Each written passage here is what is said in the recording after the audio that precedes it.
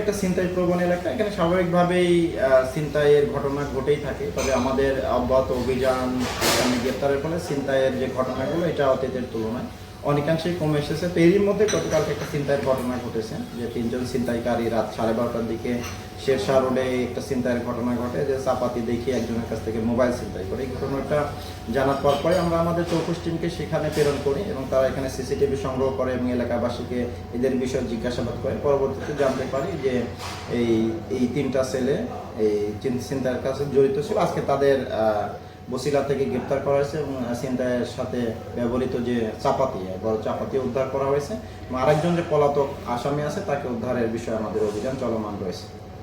ধন্যবাদ।